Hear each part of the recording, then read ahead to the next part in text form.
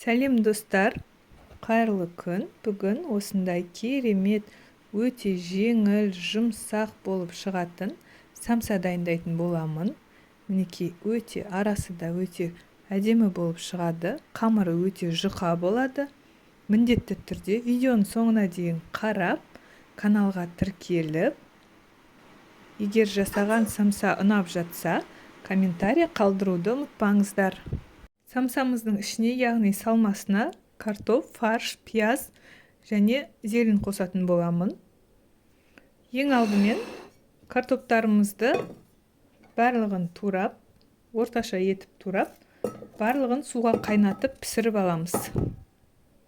Мінекей бәрін турап алдым. Осыған кішкене жарты қасық тұз салып,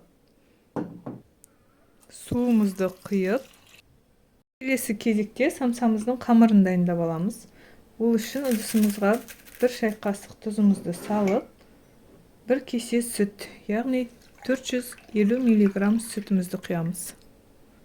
Сонан соң 1 қасық ас содасын салатын боламыз. Жақсылап араластырып, ұнымызды сала отырып, қамыр илейтін боламыз. Мінекей осындай 5 бармаққа мантыға илегендей етіп, осындай қаттылау қамыр илеп шығарамыз. Өте қатты болмау керек, және де жұмсақ та болып қалмау керек. Қамырымыздың бетін жауып, шетке қоя тұрамыз. Оған дейін самсамыздың салмасын дайындаймыз. Пиязымызды майда етіп турап аламыз.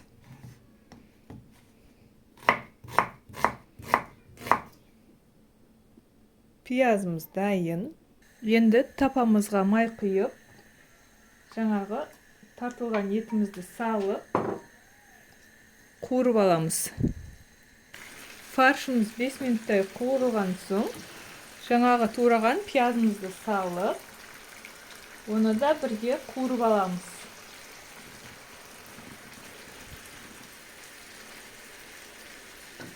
Үстіне кішкене тұз қосып жібереміз. Сөйтіп, араластырып, жақсылап піскенше қуырып аламыз. Жаңағы дайындап алған қамырымызды тура 2-ге бөліп, жақсылап зуала жасап, жайып алатын боламыз, жұп-жұқа етіп. Қамырымыздың бір бөлігін пакетке салып, шетке қоя тұрамыз. Ал екінші бөлігін ұнымызды сеуіп, оқтауымызбен жақсылап қамыр жайғандай етіп, жақсылап жұп-жұқа етіп жайып шығамыз. Мінекей қамырым дайын. Жұп-жұқа етіп, жақсылап жайып алдым. Жұқалығы шамамен 2 мм. Енді жаңағы пісірілген картопымызды алып, ыдысымызға салып, пюре қылып, жақсылап езіп аламыз. Мінекей езіп алдым. Енді жаңағы қуырылған пиязымыз бен фаршымызды қосамыз.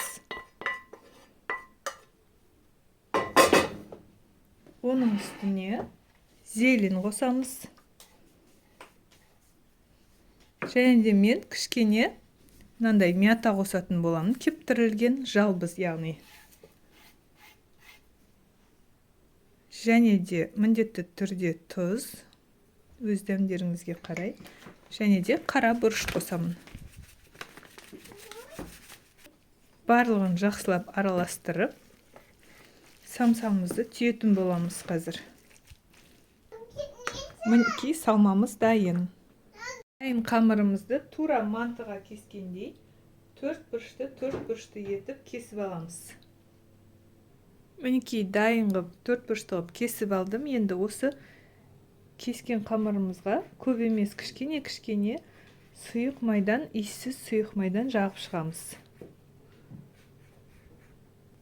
Қатты шеттеріне жағып қажет емес, орталарына жақсаңыз жетеді. Қатты майлы болудың қажеті жоқ. Жағып болған соң, бір-бірден қамырымызды алып, осыған жаңағы дайындаған салмамызды салып түйетін боламыз. Мінекей осылай жалпақ етіп салып аламыз. Содан соң осылай ішке қарай домалақ қылып самсаларымызды түйіп шығамыз.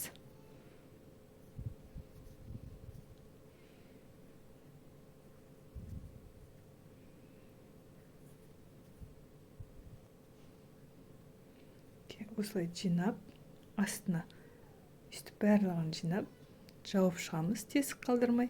Сонда біздің самсамыз осындай домалақ болып шығады. Дайын түйілген самсаларымызды осындай пергамент қағазы төселген противеньге саламыз.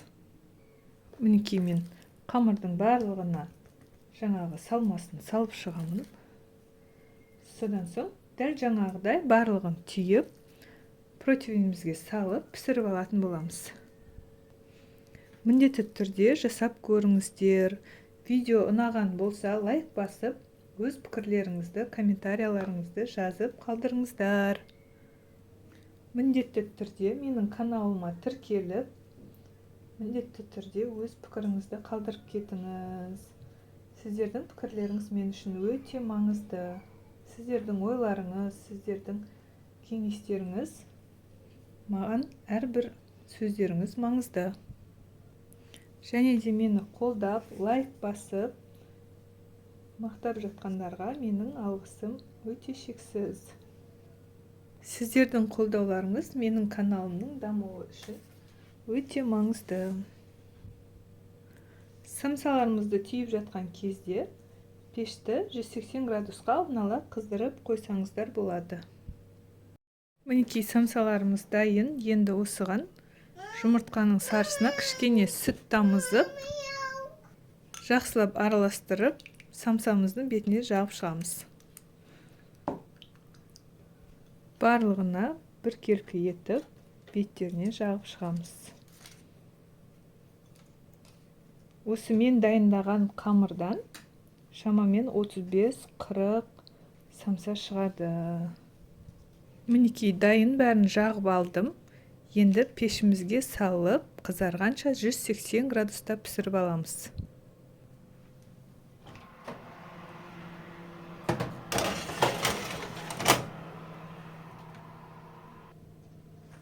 Самсаларымыз піскенше, келесі екінші қамырымды жайып, келесі самсаларды түйетін боламын.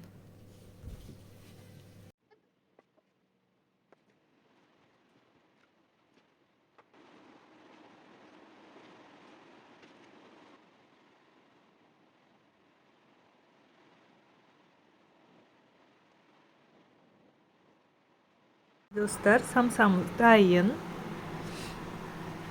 Қып-қызыл болып, әдемі болып пісті.